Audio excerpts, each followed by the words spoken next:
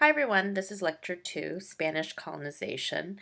Last week we covered the indigenous peoples of California and a lot of the geography of California.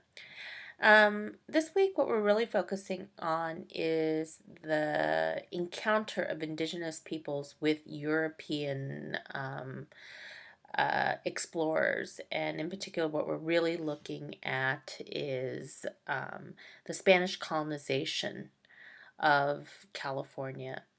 And in this time period, it's hard to imagine given the economic status of Spain today, but between roughly 1542 to 1821, Spain was the most significant global colonizing power, and the Spanish Empire was felt throughout South America, well, present-day South America, North America, the Philippines, and California was part of that colonial empire.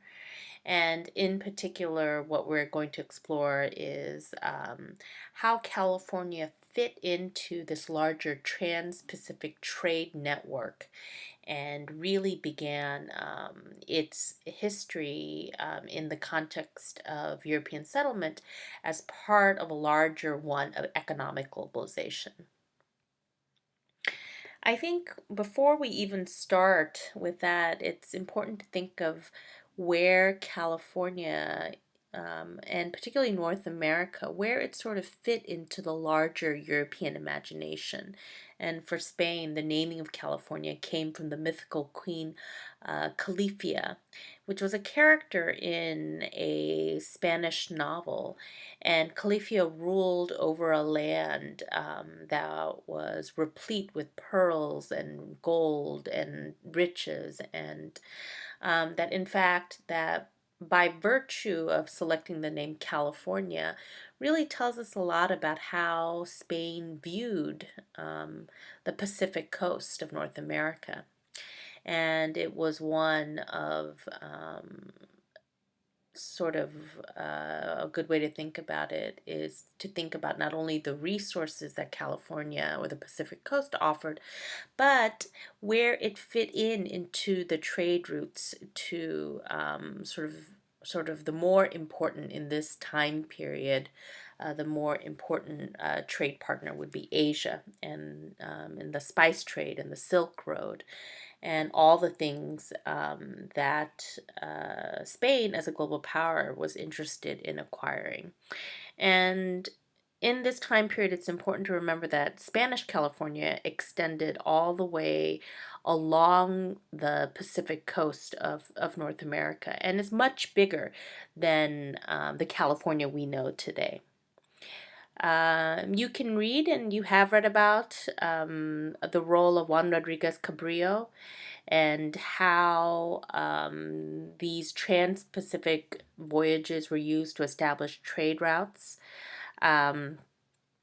Importantly, this was the first significant contact between Spain and California Indians. And what's very important about this is that this sort of colonization and what would be a very violent history of settlement for indigenous peoples was not a foregone conclusion in this time period, but it's only as the significance of California to the Trans-Pacific trade route would it become necessary to make sure that California be a part of the Spanish colonial empire. And so what's key here is that before the beginning of trade between Mexico and the Philippines, all of the inhabited continents were linked commercially except for Asia and the Americas. And this was called the Manila Galleon Trade between 1565 and 1815. And this galleon trade completed the missing link, which began commercial globalization, and California was integral to this. In particular, this was a route from Mexico, Peru to Manila and back. And what we see is westward bound Spanish vessels carried silver, so the first global currency, and returning vessels followed the Japanese currents northeastward toward the California coast and then went south. And this trade route, the returning ships carried silks, porcelain, samurai swords, ivory carvings, and more. And that this was an extraordinarily profitable trade route and was completed at least once or twice a year, and the profits ran high as 400%. And so this was important and significant to the Spanish Empire. And we see a map here, and you can see what this trade route looked like, and why having California, why having the Pacific coast as part of it was so important. It was a way station, so a place to stock up on provisions, but it was very, very important. And however, this trade route wasn't always, if from what you've read, the rugged California coast was not always the easiest part of this trade route, and there were also challengers to Spanish control of these routes, particularly the English and the Dutch. And what we also find in this time period is that as Spain increased its global reach through settling the California coast, there were challengers. And in particular, the most significant challenger in this time period was England. And at the same time, while the Spanish Empire is expanding, so is the English Empire. And so if we think about North America, so as Spain settles the western coast of North America, what we see is the English and the French and the Dutch settling the eastern coast, along which we'll see particularly for the English and later British Empire, large parts of India, parts of Africa. And so we have two very powerful competing global empires. And Sir Francis Drake was probably the most important individual to challenge the Spanish Empire on the Pacific coast. And it was a significant challenge, not only in the form of English pirates and challenging along the trade route, but also in the ways that Sir Francis Drake in particular wanted to settle California's coast in the same way, or had the same sort of interest that Spain did. But in particular, Drake's expedition to the Pacific coast was significant because he surveyed and charted most of the California coast, and we have maps that date to this time period.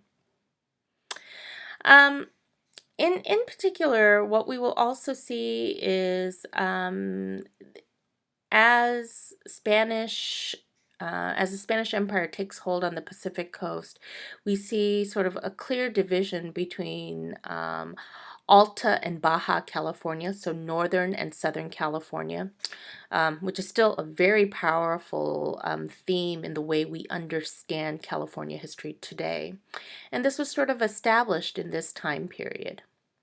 And you will read, and you've read much about how Monterey was settled. But as Alta and Baja California are established, the key way that the Pacific coast is organized under Spanish colonial rule is the mission system. And you've read extensively about the mission system. You've read about Junipero Serra. And if you were either born in California and went through elementary school here, or you have children who are going through elementary school, in the fourth grade, you learn all about the mission system.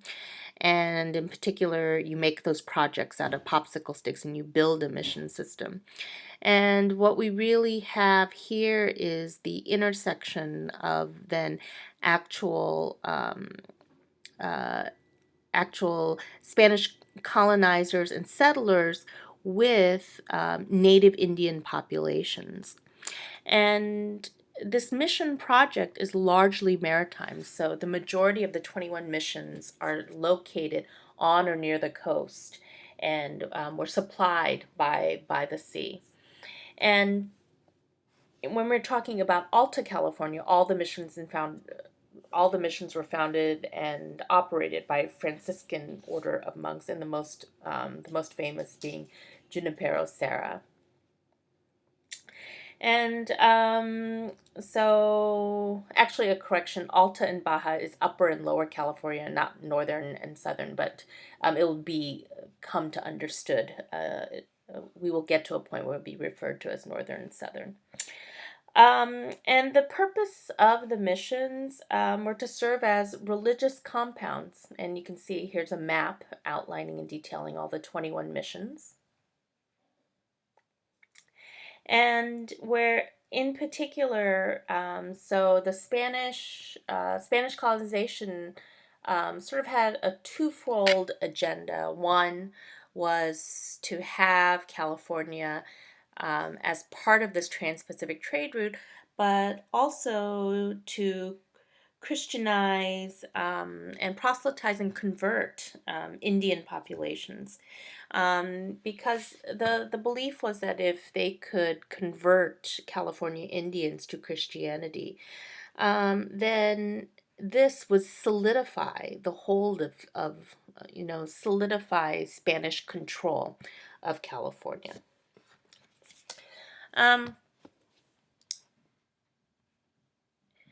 So we talked about, or you read about, Junipero Serra, who headed the California missions. Initially, each mission was built to only last 10 years, but this continued for significantly longer. And that these were places where Native Californians, Indians, would be taught practical skills that would support the missions. And while the Spanish portrayed the mission system as something fairly positive,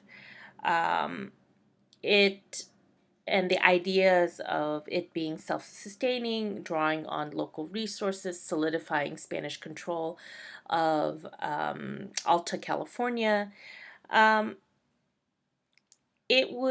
the idea was that Indians were not to be forced into the mission system, but that they would willingly be part of the system. But however, this was not the case, as we will discover. What we find is that in the mission system, there is a very, very strict class structure. Gente de razón, Californios, neophytes, and Gentiles, which you've read about. It was incredibly violent. Native peoples, Indians, were exploited, significantly high death rates. And this was very much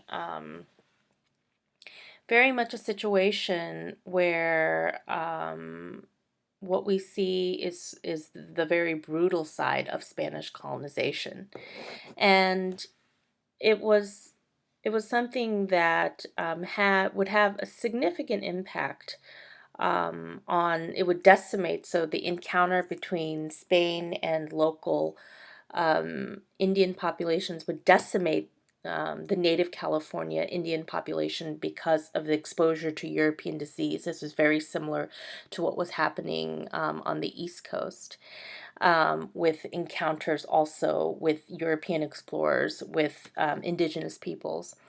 And what we would also see is that there was significant resistance on the parts of California Indians, including the Yuma Massacre and the Chumash Revolt. And so, if you think about the lifestyle and the way that California Indians lived prior to contact with European explorers, you can clearly see how um, being forced to convert, to operate, to occupy a lower position in a larger class system, to be virtually enslaved, would be how these two systems would come into conflict. And in fact, the plight of California Indians in this time period is something that we're still researching today. And and in the next part of the lecture, we will talk about then the transition, not the transition, but addition to the missions, the role of ranchos, presidios, and pueblos, which would be part of the further consolidation of Spanish power on the California frontier.